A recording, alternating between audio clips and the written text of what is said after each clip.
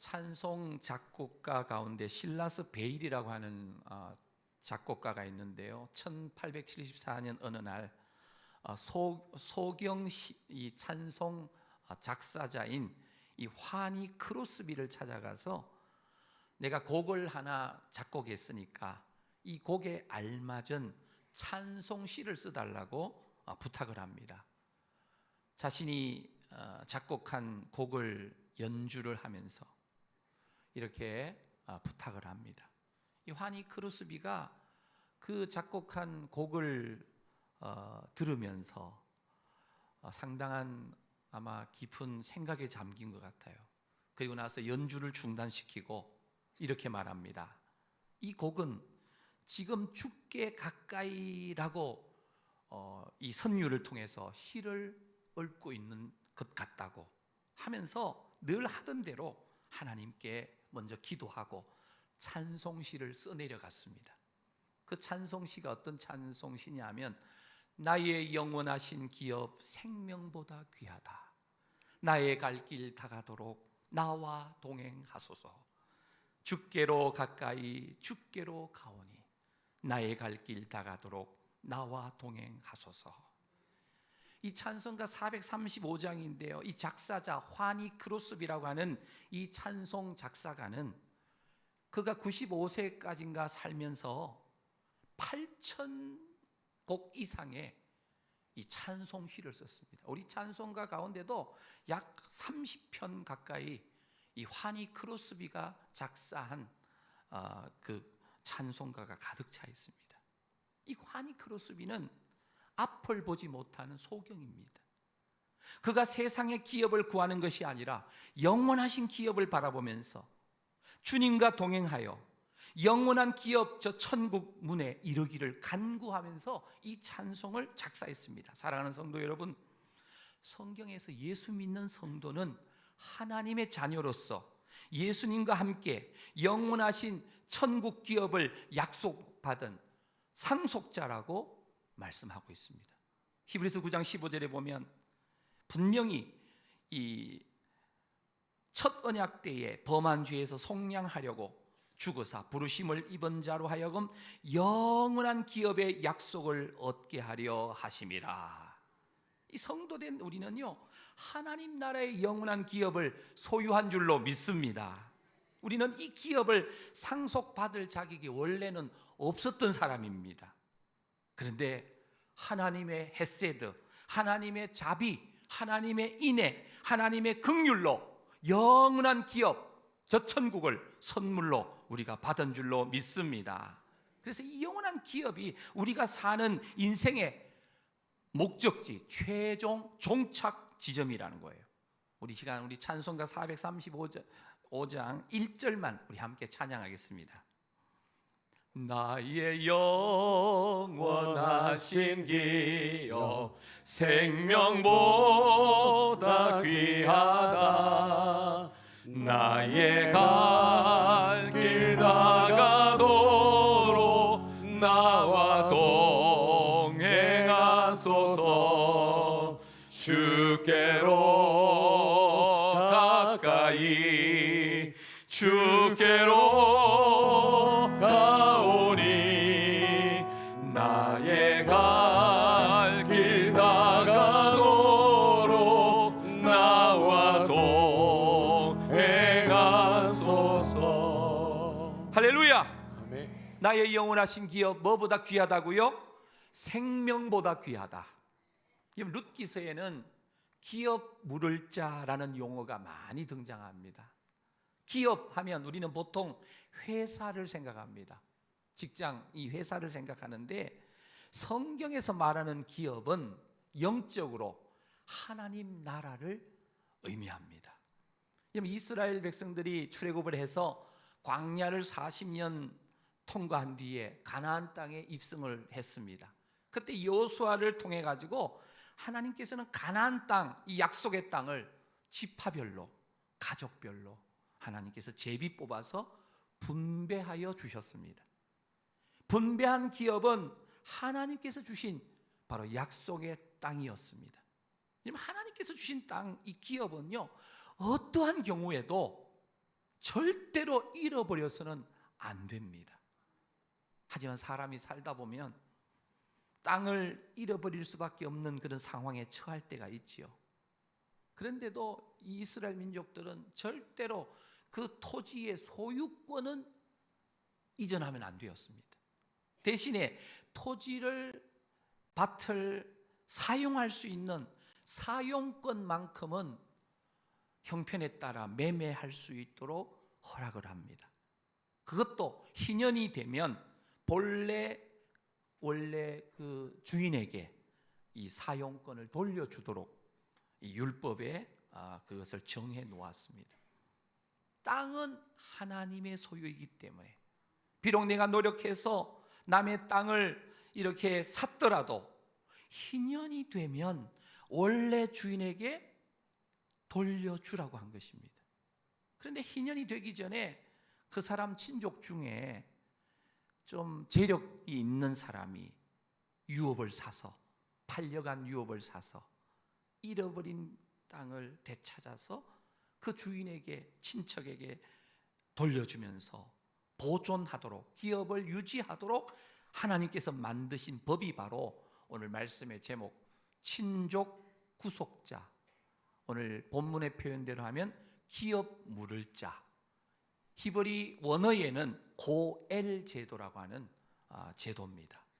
고엘이라는 이 히브리 원문의 그 내용은 뜻은 구속하다, 되찾다, 회복하다 이런 뜻이에요. 기업 물을 자라는 말은 구속하는 사람, 회복하는 사람 이런 뜻입니다. 그래서 성경에는 이 고엘을 크게 세 가지 형태로 기록하고 있습니다. 첫 번째는 민수기 35장 18절 19절에 보면 대신 복수를 해주는 겁니다. 복수. 친척 중에 누군가가 부당하고 억울한 피해를 입었거나 살해를 당하면 그의 가장 가까운 친족이 대신해서 율법의 테두리 안에서 복수를 할 수 있도록 해준 것이 고엘입니다. 고엘. 악을 악으로 대하는 게 아니죠. 다시 말하면 억울한 피해입니다. 부당할 일을 당했을 때요. 자, 첫 번째는 복수해 주는 것. 두 번째는 레위기 25장 25절에 보면 땅을 사주는 거예요. 어려움을 당해가지고 분배된 기업을 유지하지 못하고 누군가에겐가 이 토지 사용권을 매매했을 때 가장 가까운 친족 중에 재력이 있는 사람이 긍휼을 베풀어서 헤세드를 베풀어 가지고 친척의 땅을 사서 그 친척에게 되돌려 주는 겁니다. 물론 친족 구속자가 이 땅을 사주지 않아도 희년이 되면 모든 땅은 원주인에게 돌려주어야만 했습니다. 그런데 이 희년이 뭡니까? 안식년 7년이 7번 지난 49년이죠. 그 다음에 50년이 될 때의 희년인데, 여러분들 희년은 100세까지 살면 희년을 몇 번 경험해요? 2번 경험하는 거예요. 일생에 100세를 못 산다고 봤을 때 한 번 있을까 말까. 자, 그래서 희년이 오기 전에 그 사이에 잃은 땅을 가까운 친족이 보아스처럼 너그러운 마음을 가진 재력가가 대신 사서 친척에게 돌려주는, 이 성경 시대에 법이 제대로 있지 않는 시대에 약자를 보호하기 위해서 하나님께서 율법에 기록한 그러한 법입니다. 마지막 세 번째 고엘은 어떤 거냐면 후손을 이어주는 거예요. 후손. 신명기 25장 5절 6절에 보면 어떤 집에 자녀가 없이 죽으면 그 집안의 대가 끊깁니다. 그러면 그 가정의 기업도 다른 기업으로 넘어갈 수밖에 없지요. 그래서 형제들이 죽은 자의 아내에게 동침해서 자식을 낳아서 그 집의 대를 이어가게 하는 거예요. 제가 어린 시절에 시골에서도 보니까 형님이 자식이 없이 이렇게 세상을 떠나니까 그 시동생이 형수와 동침하는 건 아니고요, 결혼을 해서 첫째 아들을 낳으니까 형님 이름으로 입양을 해주는 겁니다. 우리나라에도 그런 비슷한 제도가 있어요. 제 친구 목사님도 사모님께서 아이를 많이 낳았는데 아이 하나를 낳아가지고 동생 가정에 자녀가 없으니까 입양을 했답니다. 제 아내가 물었어요. 사모님 어떻게 그게 가능했냐고 하니까 아마 그 이야기를 들으니까 그게 바로 헷세대의 마음이에요. 그 동생이 그 자녀를 잘 키워가지고 지금까지 이렇게 지금은 20대가 넘은 이제 그런 자녀로 자라고 있다라고 최근에 교제한 목사님에게 그런 이야기를 들었습니다. 여러분, 친족, 구속자, 이 고엘의 역할 아무나 할 수 있는 건 아니죠. 왜냐하면 기업 물을 나면 두 가지 자격이 충족돼야 돼요. 첫 번째는 뭐냐? 반드시 친족 관계여야 돼요. 친족, 혈연. 두 번째는 기업 물을 능력이 있어야 돼요. 다시 말하면 보아스처럼 유력자여야 돼요. 그에게 능력이 있어야 돼요. 자신도 먹고 살기 힘든데 어떻게 다른 사람의 잃어버린 기업을 사줄 수 있는가? 오늘 예배 자리에 오신 우리 성도님들, 정말 예수님의 사랑으로 하나님 아버지의 마음으로 누군가의 잃어버린 기업을 대신 사서 이렇게 돌려줄 수 있을 만큼 주님 안에서 풍성한 은혜와 복을 받으시기를 주님의 이름으로 축복합니다. 오늘 본문 이 룻기 4장에 나오는 이 나오미의 남편, 이 죽은 엘리멜렉 가문의 기업을 물을 책임을 가진 자가 누구입니까? 오늘 4장 본문에서 두 사람이 소개돼요. 두 사람. 1순위가 1절에 등장하는 아무개라는 사람이 있어요. 아무개. 1절에 그대로 나와 있어요. 아무개라는, 혹시 색연필 있으면 아무개라는 데 동그라미를 치면 좋겠어요. 아무개라는, 아무개. 거기다 씨를 붙여볼게요. 아무개 씨. 두 번째 2순위는 우리가 계속 살펴보고 있는 누구죠? 보아스 씨입니다. 보아스 씨. 보아스 씨. 자, 앞서 룻기 3장에서 타작마당에서 룻이 보아스에게 이런 말을 해요. 3장 9절입니다. 나는 당신의 여종 룻이오니 당신의 옷자락을 펴 당신의 여종을 덮으소서, 이런 말을 해요. 그러자 보아스가 룻기 3장 10절 11절에서 이런 말을 합니다. 그가 이르되 내 딸아 여호와께서 내게 복 주시기를 원하노라. 네가 가난하건 부하건 젊은 자를 따르지 아니하였으니, 이 젊은 자란 말은 이 보아스가 나이 들었다는 거예요. 네가 베푼 인애가 처음보다 나중이 더하도다. 그리고 이제 내 딸아 두려워하지 말라. 내가 내 말대로 내게 다 행하리라. 내가 어떠한 여자? 현숙한 여자인 줄을 나의 성읍 백성이 다 아느니라. 이 보아스의 이 말은요, 룻에게 복을 선포하는 거예요. 그러면서 너가 행한 인애, 이 헤세드가 처음보다 나중이 더 많다라고 말합니다. 그러면서 룻의 청혼을 받아서 내가 너의 말대로 다 행하겠다라고 보아스가 룻에게 약속을 하는 겁니다. 오늘 본문 룻기 4장에서 보아스는 그의 친족 구속자 기업물을 1순위가 아무개 씨였다고 이야기를 하면서 아무개 씨를 만나기 위해서 성문으로 갑니다. 아무개 씨. 아무개 씨라고 하는 것은 보아스가 그 친족 이름을 몰라서 아무개라고 쓴 게 아니고, 결과적으로 이 아무개 씨가 친족이기 때문에 그래도 그의 허물을 덮어주고자 어쩌면 이름을 밝히지 않은 것처럼 여겨집니다. 왜냐하면 보아스는 친족들을 안타까워하면서 살피는 헤세드의 사람이기 때문에. 우리는 형제 자매들의 어떤 허물과 그것을 자꾸 덜쳐내가지고 막 소문내고, 이것은 헤세드의 마음이 아니에요. 그 당시에 성문 광장은 일종의 재판정이었습니다. 마을에 어떤 문제가 생기면 그 성문 광장에 모여가지고 마을 유지들이 모여가지고 그 문제에 대해서 답을 찾은 것입니다. 보아스가 그 성문에 가서 앉아 있습니다. 그때 마침 기업 물을 아무개 씨가 지나갑니다. 이게 마침이란 말은 우연히 지나가는 것 같고 때마침처럼 보이지만 사실 여기에 하나님의 섭리가 있는 거예요. 보아스가 그 아무개 씨를 부릅니다. 4장 1절에 보면 중간에 아무개여 이리로 와서 앉아라 이런 말이 있어요. 아무개여 이리로 와서 앉아라. 그리고 보아스는 그 성읍의 이 대표적인 그 장로 10명도 증인으로 초청을 합니다. 그리고 3절 4절에 보면 아무개 씨에게 보아스가 엘리멜렉의 소유를 사라고 권면합니다. 엘리멜렉이 땅을 가지고 있었지만 지금 일할 수 있는 남자들이 엘리멜렉 자신부터 두 아들이 다 죽어서 이제 이 땅을 농사지을 경작할 사람이 없다는 거예요. 그래서 팔아야 하는데 그 밭을 친족 구속자의 1순위인 당신 아무개 씨가 사라는 겁니다. 아무개 씨가요, 보아스의 이 말을 들으니까 가만히 생각합니다. 머리를 써보는 겁니다. 이 밭을 사면 상속자들은 이미 다 죽었기 때문에, 그래서 지금 살아있는 나오미도 나이가 들었으니까 이제 나오미의 남은 생애만 책임지면 되겠구나.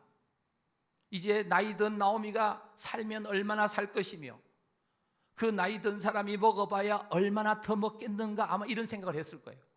그리고 나오미가 세상 떠나면 이제 이 밭은 자신의 것이 될 테니까 자신에게 유익이라고 생각하는 거예요. 곧바로 자신이 사겠다라고 말을 합니다. 그때 보아스가 말합니다. 오늘 룻기 4장 5절 말씀 우리 한번 같이 읽어보겠습니다. 시작. 보아스가 이르되 내가 나오미의 손에서 그 밭을 사는 날에 곧 죽은 자의 아내 모압 여인 룻에게서 사서 그 죽은 자의 기업을 그의 이름으로 세워야 할지니라 하니. 나오미의 기업을 물은다는 것은 모압 여인 룻과의 결혼도 옵션으로 포함되어 있었다는 거예요. 아마 이 아무개 씨는 이것을 놓친 거예요. 엘리멜렉의 끊어진 대를 이어줄 책임이 있었다라는 겁니다. 그래서 아무개 씨는 다시 또 머리를 굴립니다. 이것 봐라. 엘리멜렉의 밭을 사면 말론의 아내 모압 여인 이방 여인 룻도 아내로 맞이해야 한다고? 룻에게 아들이 생기면, 아들을 낳게 되면 그 밭은 그 아들에게 주어야 된다고? 말도 안 돼. 하면서 그 밭은 결국 자신의 밭이 아니라 엘리멜렉 가문 말론의 기업으로 이어지게 된다는 것. 그래서 아무개는 자신의 권리를 포기합니다. 왜요? 포기한 이유가 6절에 정확하게 나와 있어요. 우리 한번 6절 말씀도 천천히 한번 읽어보겠습니다. 시작. 그 기업 물을 자가 이르되 나는 내 기업에 손해가 있을까 하여 나를 위하여 물으지 못하노니 내가 물을 것을 내가 물으라. 나는 물으지 못하겠노라 하는지라. 이유가 있죠. 내 기업에 손해가 있을까 하여.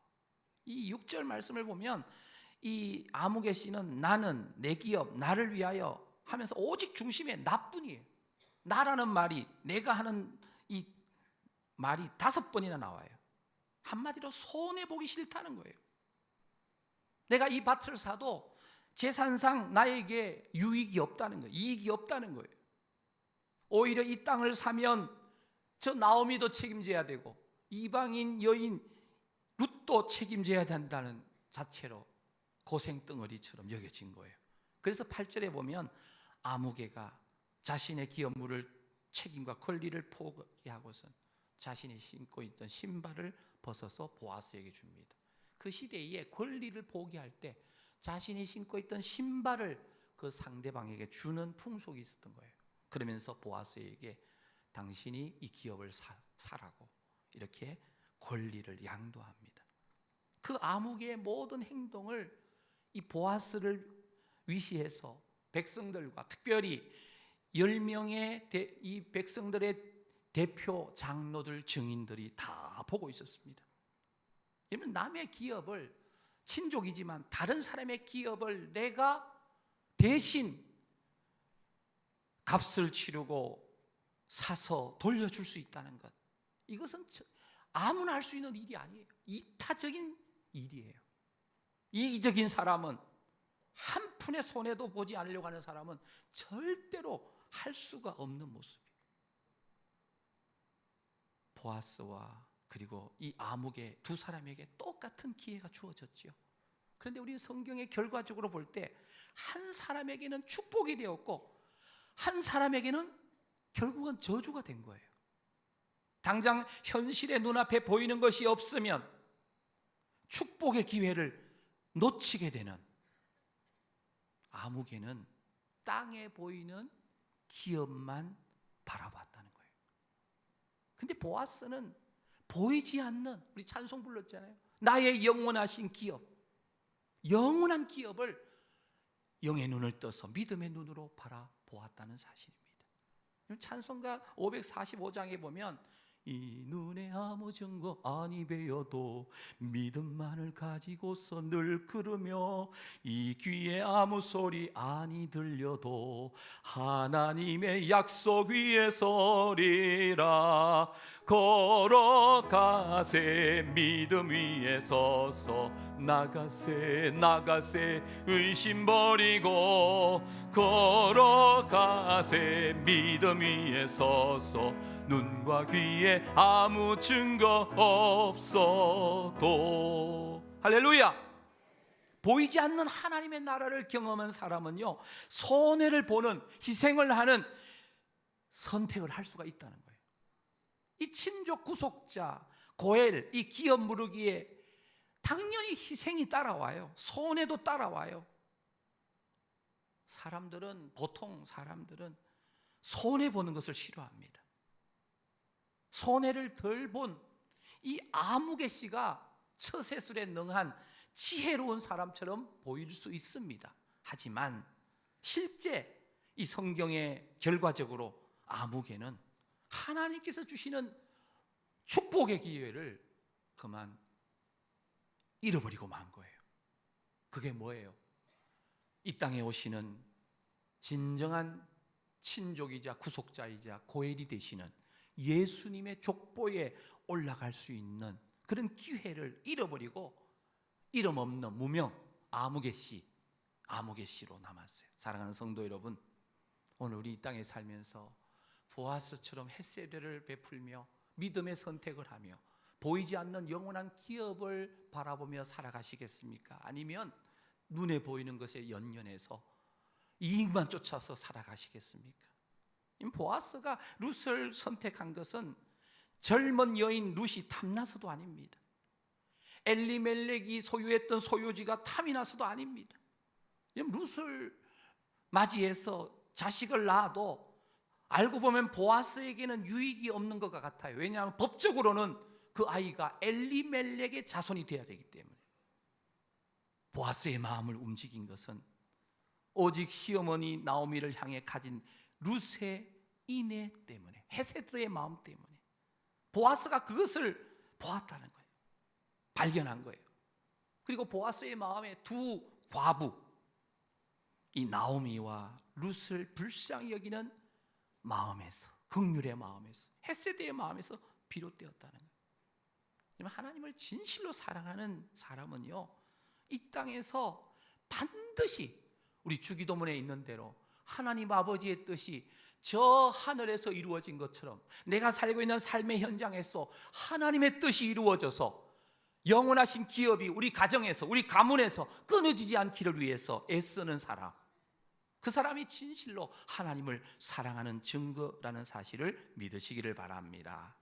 우리가 하는 일이 이름이 안 남고 아무것도 없어 보여도 하나님께서는 다 기억하고 계십니다. 어린 아이 하나에게 냉수한 것을 접대해도 천국에서 결코 상을 잃지 않는다라고 우리 주님은 말씀하셨습니다. 그래서 우리는요, 겉으로 보면 아무것도 보이지 않아도 늘 하나님 편에 서야 됩니다. 말씀 편에 서야 됩니다. 믿음을 선택해야 될 줄로 믿습니다. 그래서 친족 구속자, 기업 물을 자 고엘이 될 수 있는 거예요. 보아스는 이제 증인들 앞에서 선포합니다. 4장 9절 10절에 보면 보아스가 장로들과 모든 백성에 이르되 내가 엘리멜렉과 기련과 말륜에게 있던 모든 것을 나오미의 손에서 산 일에 너희가 오늘 증인이 되었고. 우리 10절 말씀은 우리 함께 읽겠습니다. 시작. 또 말론의 아내 모압 여인 룻을 사서 나의 아내로 맞이하고 그 죽은 자의 기업을 그의 이름으로 세워 그의 이름이 그의 형제 중과 그곳 성문에서 끊어지지 아니하게 하매 너희가 오늘 증인이 되었느니라 하니. 이 보아스의 말이 뭐냐면 모든 손해를 감수하겠다고 10명의 정인들 앞에서 선포하는 겁니다. 많은 사람 앞에 선언하는 모습이에요. 교회 공동체 안에서 또 베들레헴 그 공동체 안에서 내가 이 모함 여인 룻을 아내로 맞이하고 또 엘리멜렉의 모든 기업을 내가 기업 물을 잘로 희생하며 헌신하겠다는 거예요.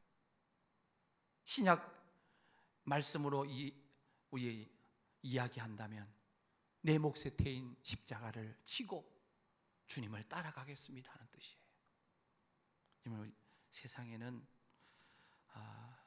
이해 타산이 맞으면 받아들이고 이해 타산이 맞지 않으면 나 몰라라 하는 그런 암흑의 시들이 세상에 너무 많아요. 저는 오늘 이 자리에 예배 자리에 오신 성도님들 모두가 보아스처럼 아버지 하나님 아버지의 마음을 가지고 긍휼의 마음을 가지고 헤세드의 마음을 가지고 주변에 있는 형제 자매들에게 손 내밀고 그들에게 헤세드 인애와 자비를 베풀 수 있는 성도님들이 되시기를 축복합니다. 이 나오미와 같이 텅 비고 마치 인생을 실패한 것처럼 그렇게 보여도 매 순간 믿음의 선택을 하고 하나님 편에 서고 말씀 편에 서서 선택을 했을 때 헤세드의 삶을 최선을 다해 살았을 때 하나님께서 나오미와 룻을 채워주시는 거예요. 그래서 보아스의 선언을 들은 이 10명의 이 베들레헴 공동체 이 마을 증인 장로님들이 보아스를 축복하고 있는 장면이 바로 11절 말씀이에요. 우리 11절 말씀만 우리 함께 읽어보겠습니다. 시작. 성문에 있는 모든 백성과 장로들이 이르되 우리가 증인이 되나니 여호와께서 내 집에 들어가는 여인으로 이스라엘의 집을 세운 라헬과 레아 두 사람과 같게 하시고 내가 에브라서 유력하고 베들레헴에서 유명하게 하시기를 원하며. 이 축복을 하는 겁니다.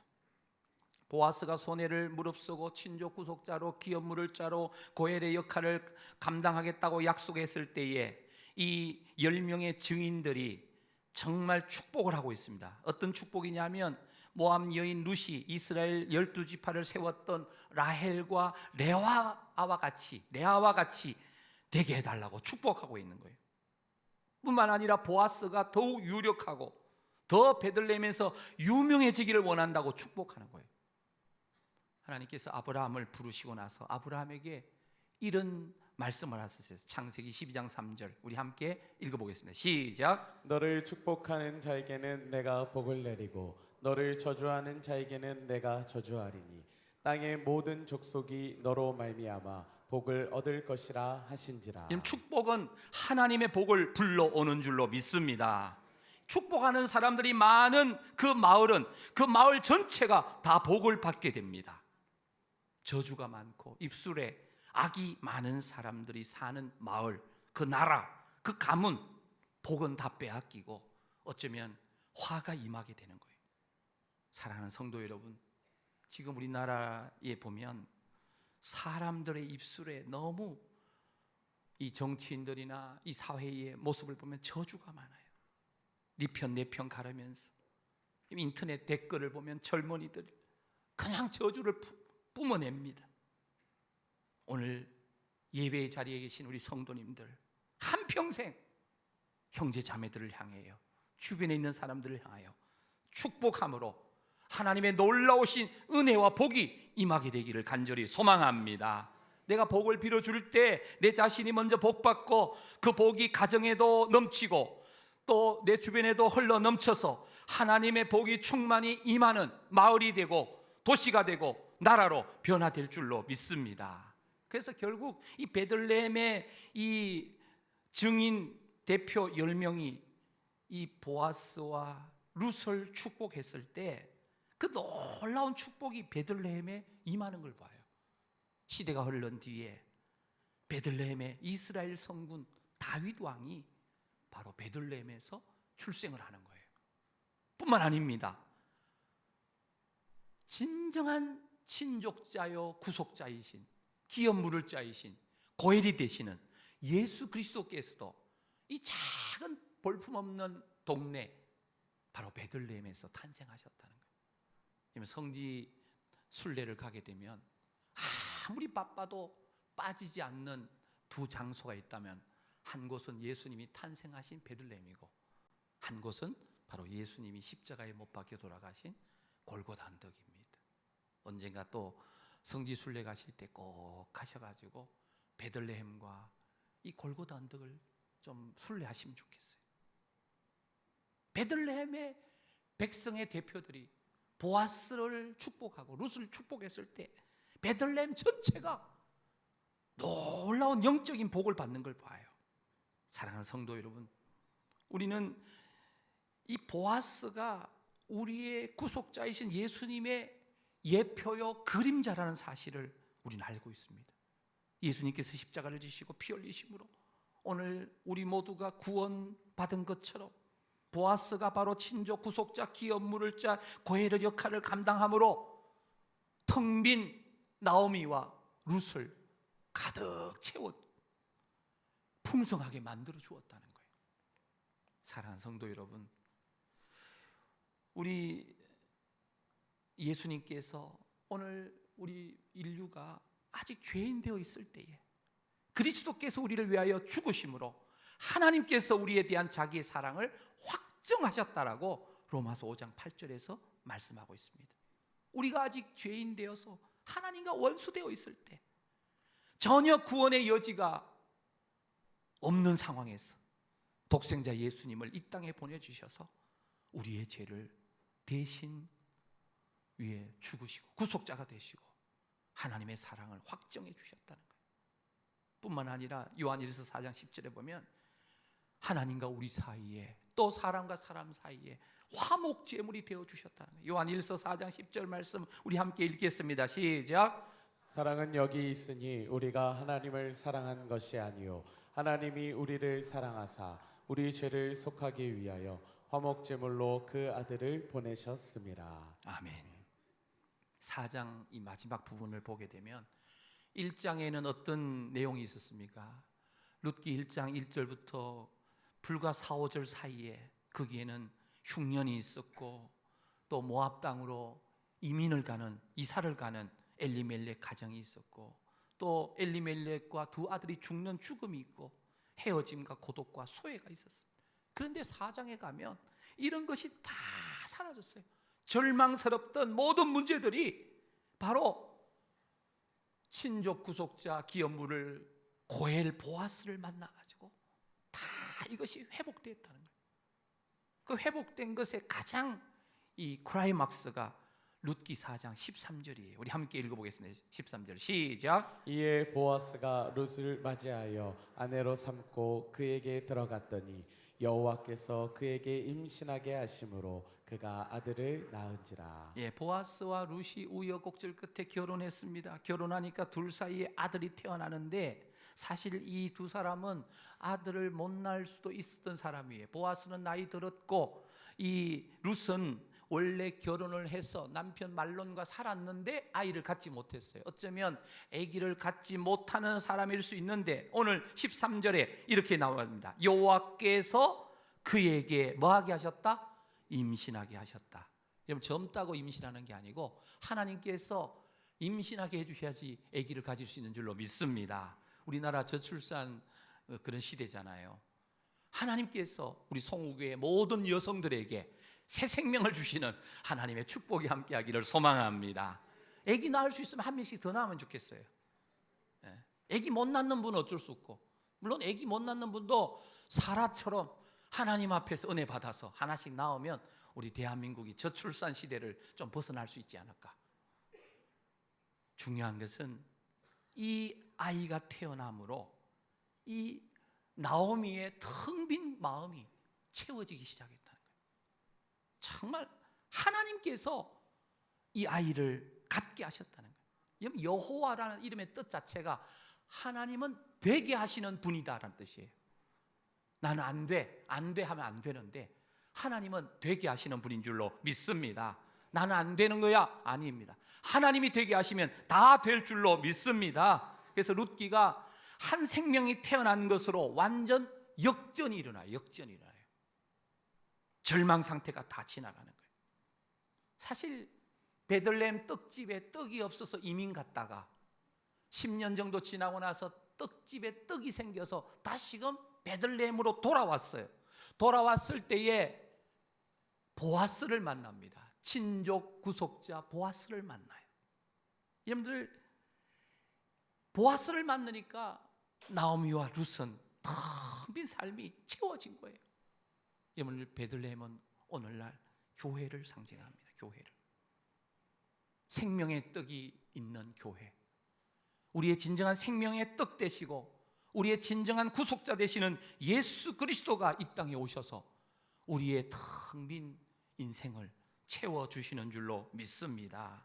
그래서 이 14절 이후에 보면 베들레헴 여인들의 합창이 나옵니다. 여인들이 나오미에게 이르되 찬송할지로다. 여호와께서 오늘 내게 기업 물을 자가 없게 하지 아니하셨도다. 이 아이의 이름이 이스라엘 중에 유명하게 되기를 원하노라. 15절 말씀 우리 함께 읽겠습니다. 시작. 이는 내 생명의 회복자이며 내 노년의 봉양자라. 곧 너를 사랑하며 7 아들보다 귀한 내 며느리가 낳은 자로다 하니라. 아멘.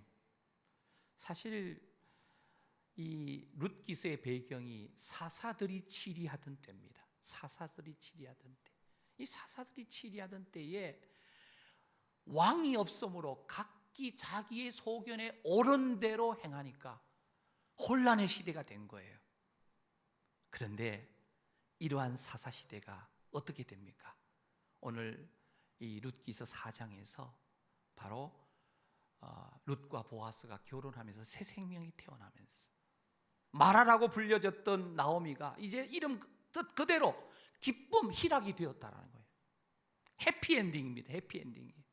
그런데 이 룻기의 끝이 어떤 룻과 나오미의 노래가 아니라 베들레헴 여인들의 합창 소리예요.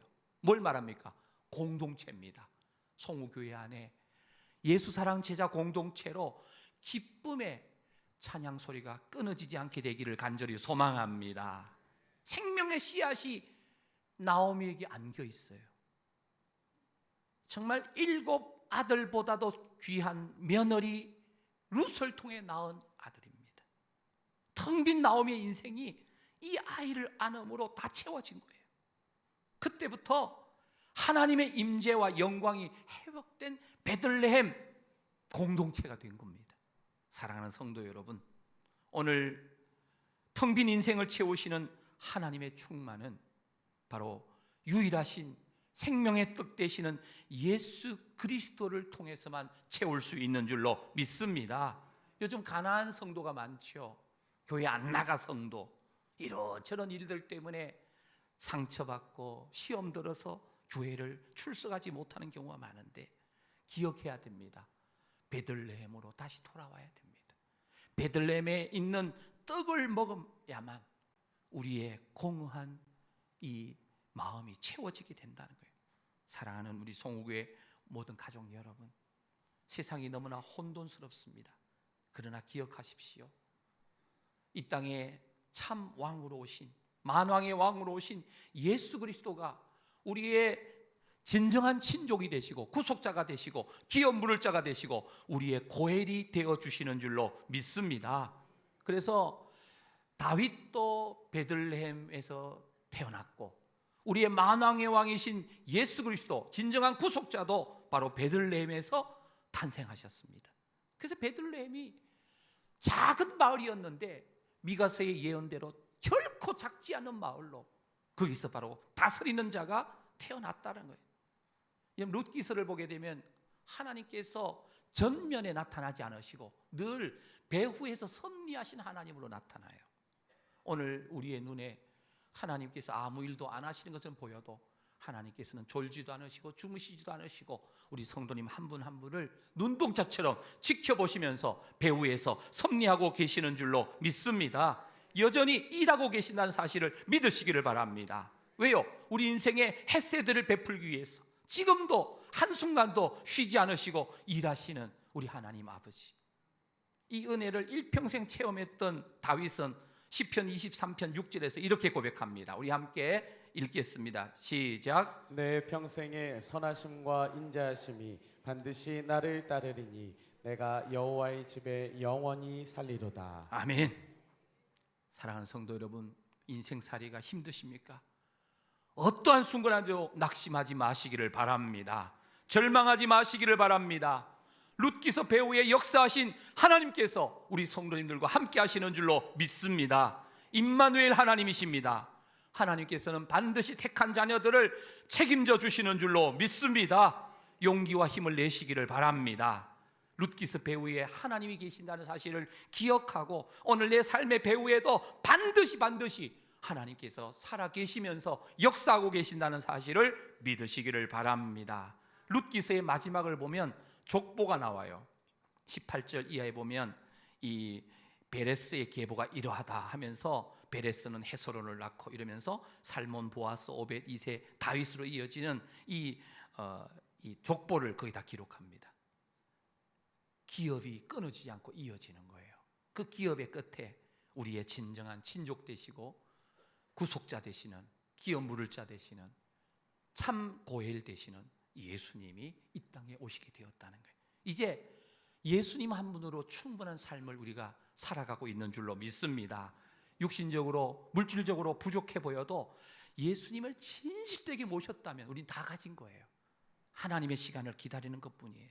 하나님께서는 우리의 잃어버린 영원한 기업, 천국 기업을 되찾아 주시기 위해서 하나밖에 없는 외아들을 이 땅에 보내주셨고, 그 주님이 오늘 나의 구세주가 되시고 주인이 되셔서 나의 인생을 목자가 되셔서 이끌어가고 계시는 것을 믿으시기를 바랍니다. 예수님의 죽음과 부활을 통해서 우리는 영원한 생명을 얻었습니다. 천국의 기업을 우리가 누리고 있습니다. 에베소서 1장 7절에 보면 우리는 그리스도 안에서 그의 은혜의 풍성함을 따라 그의 피로 말미암아 속량 곧 죄 사함을 받았느니라. 우리가 얻은 기업은 잠깐 기업이 아니라 영원하신 기업인 줄로 믿습니다. 썩지 않고 쇠하지 않는 영원한 저 천국 하늘 기업인 줄로 믿습니다.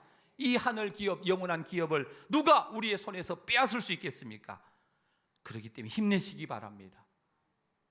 우리의 친족, 구속자, 고엘 되시는 예수님이 우리의 주인 되시고 우리의 구세주 되시고 하나님 아버지가 우리의 아버지가 되십니다. 하나님 아버지의 자녀의 권세를 당당하게 누리시기를 바랍니다. 우리의 천국 기업은 영원합니다. 1000번을 불러도 우리는 주님을 생각하면서 내 눈에 눈물이 멈추지 않는 십자가의 그 사랑을 기억하면서 날마다 하나님 아버지의 자녀답게 영원하신 기업을 향해 주님과 동행하는 삶을 사는 승리하는 우리 성국의 가족들이시기를 주님의 이름으로 축원합니다.